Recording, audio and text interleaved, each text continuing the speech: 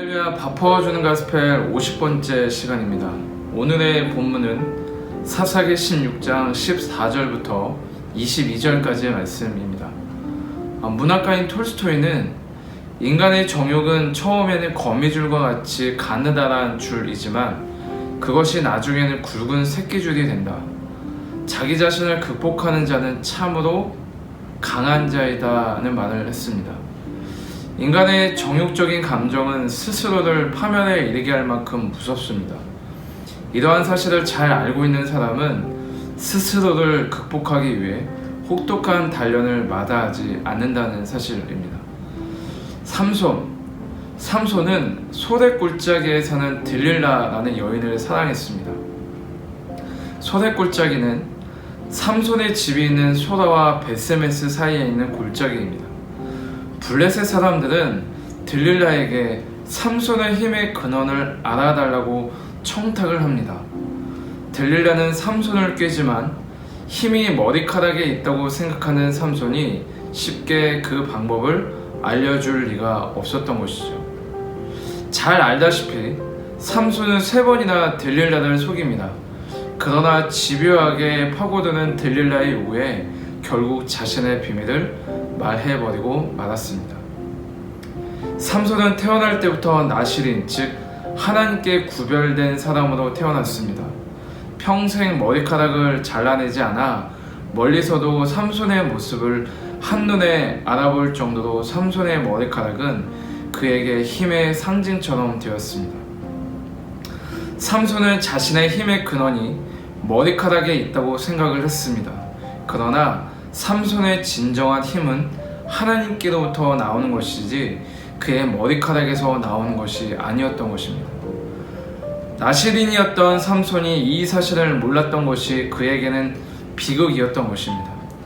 지난번에도 이야기했지만 삼손은 하나님과의 관계에 집중하기보다 자신의 정욕적인 대상에게만 집중하는 인생을 살았습니다. 들릴라의 집요한 요구에 굴복한 삼손, 하나님께 선택된 나실인이었음에도 자신의 힘의 근원이 어디에 있었는지 전혀 깨닫지 못했던 삼손. 결국 그는 두 눈이 뽑히고 블레셋의 수도였던 가사에 끌려가는 비참한 처지가 되고 말았던 것입니다. 성경에서 눈이 뽑힌 사람은 삼손과 유다의 마지막 왕 시드기야였습니다. 시드기야는 하나님께서 예레미야를 통하여 바벨론에 항복할 것을 여러 번 경고했지만 그 경고를 무시하다 결국 눈이 뽑히는 비참한 최후를 맞이했습니다. 삼손 역시 나실인으로 자신에게 맡겨진 신분을 망각하고 여인에게 현혹되어 비참한 최후를 맞이하게 되었던 것입니다. 두 사람의 공통점이 있다면 그것은 하나님의 경고와 말씀을 귀담아 듣지 않고 무시했다는 사실입니다. 사사기를 기록한 역사가는 삼손의 눈이 뽑힌 것이 하나님의 눈이 아니라 자신의 눈으로 판단하며 이스라엘의 원수였던 블레셋을 좋고 옳게 보았던 형벌이라고 기록을 하고 있습니다.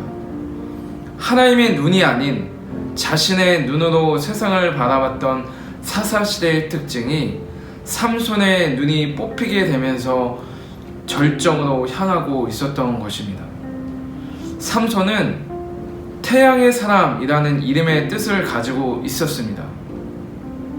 하나님의 기준이 아닌 자기 스스로 세상의 빛이 되고자 했던 삼손에게 내려진 하나님의 극단적인 처방은 눈이 뽑혀 더 이상 빛을 보지 못하는 어둠이었던 것입니다. 삼손의 머리카락은 시간이 지나면서 다시 자라기 시작했습니다. 머리카락이 자랐지만 삼손은 힘이 예전처럼 다시 강해지지 않았습니다. 그리고 삼손은 그때야 깨달았습니다.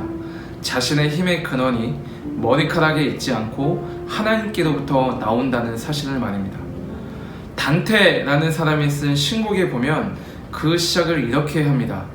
인생의 중반기에 올바른 길을 벗어난 내가 눈을 떴을 때는 캄캄한 숲이었습니다. 그 가혹하고도 황량한 준엄한 숲이 어떠했는지 입에 담는 것조차 괴롭고 생각만 해도 몸서리칩니다. 그 괴로움이란 진정 죽을 것만 같은 것이었습니다. 이 서사시에는 인간에게 부여된 자유의지를 잘못 사용함으로써 죄를 짓게 되고, 그것으로 인해 인간은 고통의 감정까지 고스란히 담는다는 뜻이 담겨져 있습니다. 삼손의 심정이 이와 같지 않았을까요? 하나님을 떠난 사람의 마음은 늘 캄캄한 숲과 어두움 뿐입니다. 무엇을 해도 그 괴로움과 어두움을 해결할 방법이 없다는 것입니다. 삼손이 하나님께 마음을 드렸을 때 하나님은 삼손에게 영적인 회복을 채워 돌려주셨습니다.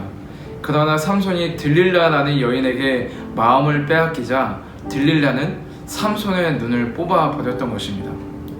우리는 삼손의 모습을 보면서 처절한 깨달음이 있어야 합니다.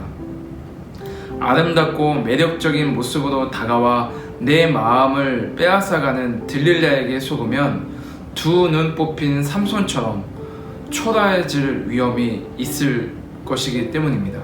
우리가 세상의 마음을 빼앗기는 순간부터 사탄은 들릴라처럼 우리를 집요하게 물고 늘어지기 시작합니다. 삼손은 들릴라의 집요한 요구에 정신을 빼앗겨 자신의 소중한 것을 잃어버리고 비참한 신세가 되었던 것입니다.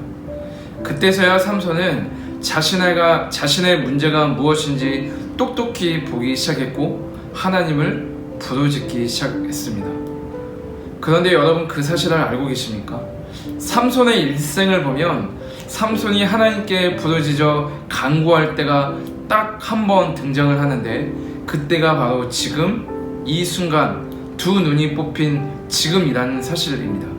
사사기 16장 28절입니다. 그때 삼손이 야훼께 기도했습니다. 주 하나님, 저를 기억해 주십시오. 하나님, 저에게 한 번만 더 힘을 주십시오. 내 두 눈을 뽑아버린 이 블레셋 사람들에게 원수를 갚게 해 주십시오. 삼손의 간절한 기도에 기둥과 건물은 무너졌고 그 안에 있었던 3,000명가량의 블레셋 사람들은 모두 죽었습니다. 자신의 두 눈이 뽑히고 나서야 정신을 차리고 하나님의 눈으로 볼 수 있었던 나시린이자 사사 삼손은 그렇게 죽었던 것입니다. 사사기에 등장하는 많은 사사들의 마지막이 그러했지만 삼손의 마지막 역시 해피엔딩이 아니었던 것입니다. 결국 자신들의 소견에 오는 대로 살았던 삼손과 단 지파는 이스라엘 공동체 중 유일하게 땅을 잃어버린 지파가 되었던 것입니다. 하나님이 주신 소명을 잃어버린 사람은 받은 모든 은혜도 함께 잃어버리게 된다는 것을 사사기는 말씀하고 있는 것입니다.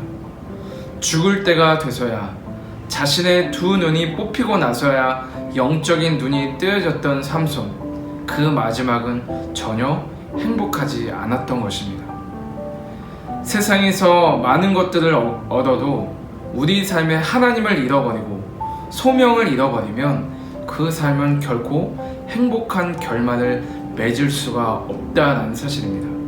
오직 주님의 눈으로 세상을 바라보고 주님이 주신 비전과 소명을 소중하게 간직하며 살아갈 때 우리 삶에는 영적인 평안과 기쁨이 있음을 깨닫는 주님의 자녀들이 되시기를 축원드리겠습니다.